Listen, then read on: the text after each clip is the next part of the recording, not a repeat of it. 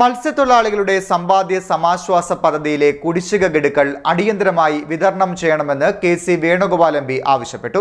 ഇക്കാര്യം ഉന്നയിച്ച് മുഖ്യമന്ത്രിക്ക് കത്ത് നൽകിയതായും എം.പി. അറിയിച്ചു.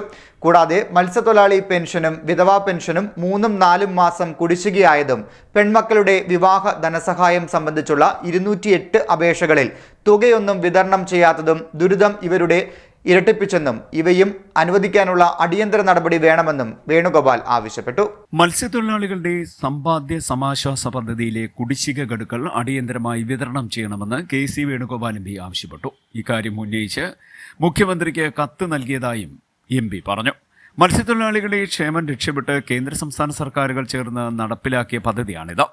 മത്സ്യത്തൊഴിലാളി 1500 രൂപയും കേന്ദ്ര സംസ്ഥാന സർക്കാരുകൾ ചേർന്ന് 3000 രൂപയും മാസം തോറും നിക്ഷേപിച്ചു വരുന്നു. ജൂൺ മാസം ആരംഭിച്ചിട്ടും ആദ്യ ഗഡുവിന്റെ തുക നൽകിയിട്ടില്ലെന്ന് എം.പി. പറഞ്ഞു. ഇത് മത്സ്യത്തൊഴിലാളികളെ വൻ സാമ്പത്തിക പ്രതിസന്ധിയിലാക്കിയെന്നും എം.പി. പറഞ്ഞു.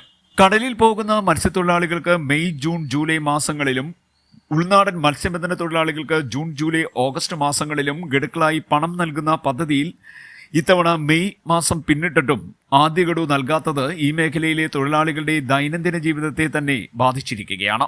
ഒപ്പം മത്സ്യത്തൊഴിലാളി പെൻഷനും വിധവാ പെൻഷനും 3-4 മാസം കുടിശ്ശികയായതും പെൺമക്കളുടെ വിവാഹ ധനസഹായം സംബന്ധിച്ചുള്ള 208 അപേക്ഷകളിൽ തുകയൊന്നും വിതരണം ചെയ്യാത്തതും ഇവരുടെ ദുരന്തം ഇരട്ടിപ്പിച്ചെന്നും ഇവയും അനുവദിക്കാനുള്ള അടിയന്തര നടപടി വേണമെന്നും എം.പി.